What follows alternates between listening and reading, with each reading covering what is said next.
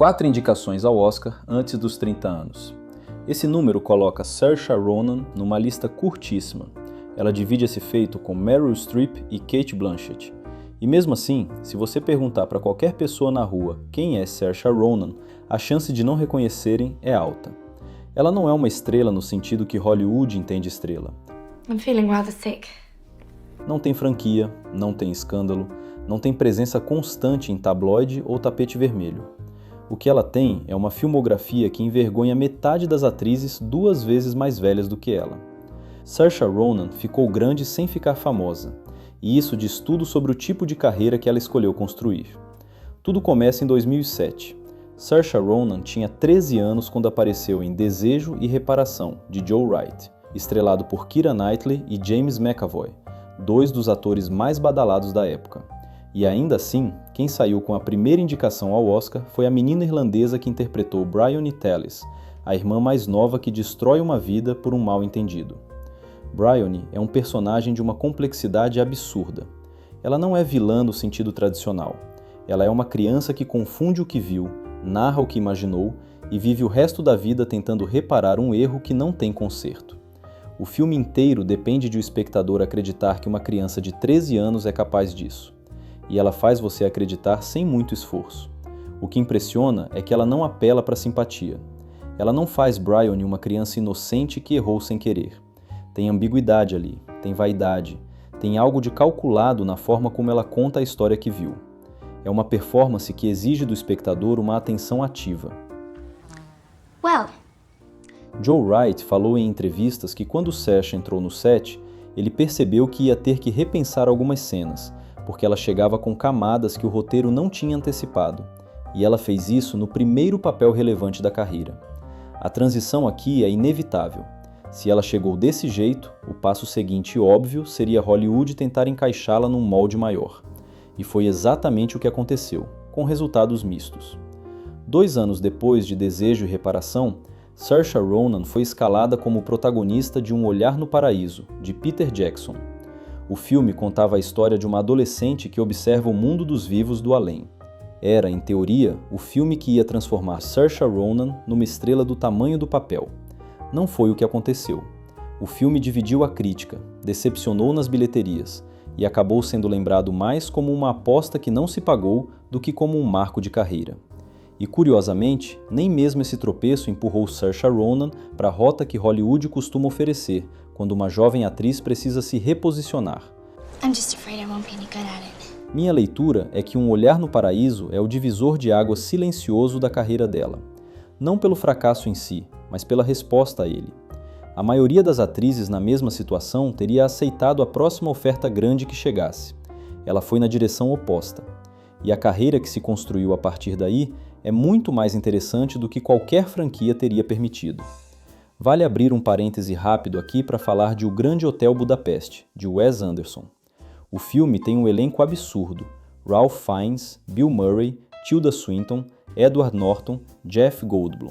E Saoirse Ronan aparece num papel relativamente pequeno, como Agatha, a padeira apaixonada pelo protagonista. Ela não precisava estar nesse filme. O papel não era transformador, não era o tipo de coisa que gera indicação. Mas é exatamente o tipo de escolha que define uma filmografia. Trabalhar com Wes Anderson porque Wes Anderson é Wes Anderson. Absorver o jeito dele de fazer cinema. Estar no mesmo set que aquele elenco, porque o projeto em si vale o investimento. Brooklyn, de John Crowley, é provavelmente o filme mais clássico da filmografia de Saoirse Ronan, no sentido de que é uma história linear, emocionalmente direta, sem as camadas de ambiguidade que ela costuma buscar. O filme acompanha Ailis, uma jovem irlandesa que emigra para os Estados Unidos nos anos 50 e vai sendo dividida entre 2 mundos, 2 países, 2 homens, 2 versões de si mesma. É uma história sobre pertencimento e sobre o custo de escolher. Saoirse Ronan recebeu sua 2ª indicação ao Oscar, e o que ela faz aqui é completamente diferente de Bryony. Onde Bryony era calculada e ambígua, Ailis é aberta, vulnerável, genuinamente confusa sobre o que quer. É uma performance construída em pequenas verdades, um olhar, uma hesitação, a forma como ela carrega o peso da saudade sem nunca deixar virar melodrama. Thank you. Tem um detalhe biográfico que eu acho significativo aqui. Saoirse Ronan nasceu no Bronx, em Nova York, filha de pais irlandeses imigrantes, e voltou para a Irlanda com 3 anos. Então ela viveu exatamente o caminho inverso de eles. Saiu dos Estados Unidos para a Irlanda quando criança e passou a vida inteira com esse sentimento de pertencer aos dois lados e não pertencer completamente a nenhum. Quando ela fala sobre não saber de onde é, o tema central do filme deixa de ser ficção. E dá para sentir isso em cada cena. Brooklyn é o filme em que ela prova que consegue carregar uma narrativa convencional com a mesma força que carrega os projetos mais desafiadores. Não é a obra mais ousada da carreira dela, mas é uma das mais completas. Lady Bird é o primeiro longa de Greta Gerwig como diretora solo. O filme é semi-autobiográfico.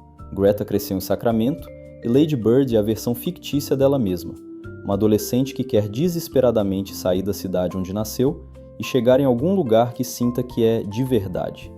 É um filme sobre a relação com a mãe, sobre classe social, sobre a angústia de ser jovem e não saber ainda quem você é. Yeah, okay, maybe. Saoirse Ronan recebeu sua terceira indicação ao Oscar, com 23 anos. O que ela faz em Lady Bird é diferente de tudo que tinha feito antes. A personagem é barulhenta, impulsiva, às vezes egoísta, frequentemente errada. Não é simpática no sentido fácil, e ela a abraça sem julgamento e sem condescendência. Greta Gerwig e Saoirse Ronan desenvolveram uma conexão nesse filme, uma intimidade na direção que fica visível em cada cena. Não é coincidência que as duas voltaram a trabalhar juntas logo depois. Lady Bird é o tipo de performance que define uma geração de cinema. Leve, intensa, engraçada e devastadora ao mesmo tempo. E o fato de não ter ganho o Oscar naquele ano ainda me incomoda. Greta Gerwig e Saoirse Ronan reunidas, dessa vez numa adaptação do clássico de Louisa May Alcott, Adoráveis Mulheres, com um elenco que incluía Meryl Streep, Laura Dern, Florence Pugh e Emma Watson. Saoirse Ronan interpreta Jo March, provavelmente a personagem mais amada da literatura americana do século XIX. É um papel com um peso enorme de expectativa. Jo já foi interpretada por Katharine Hepburn, por Winona Ryder, por dezenas de outras atrizes ao longo de 100 anos de adaptações. But I'm so lonely. Chegar nesse papel e fazer parecer seu é um desafio e tanto. Ela conseguiu. 4ª indicação ao Oscar, ainda com menos de 30 anos. O que Greta fez foi estruturar o filme de forma não linear, e Saoirse Ronan navega essa estrutura com uma naturalidade impressionante. Você sente o peso da passagem do tempo no rosto dela, mesmo nas cenas da juventude de Jo. O fato de Florence Pugh ter roubado parte da conversa crítica em torno desse filme diz mais sobre o quanto o trabalho de Saoirse Ronan já virou algo esperado, no bom sentido. Quando você entrega no nível dela consistentemente, as pessoas começam a tratar como garantido. É o paradoxo de ser muito boa muito cedo. Depois de Adoráveis Mulheres, Saoirse entrou na fase mais interessante e menos discutida da sua carreira. Veja Como Eles Correm, uma comédia de mistério onde ela se diverte sem precisar ser o centro das atenções. Ou De Volta ao Mar, um drama cru sobre dependência, onde ela carrega o filme nas costas num papel fisicamente devastador. E Bad Apples, que completa esse mosaico. Projetos escolhidos não pelo tamanho da plataforma, mas pela força do que tem a dizer. Com 4 indicações ao Oscar antes dos 30 anos, o talento dela é óbvio, mas o número sozinho não conta a história toda. A filmografia de Saoirse conta algo mais raro. É possível construir uma das carreiras mais respeitadas da indústria sem virar um produto.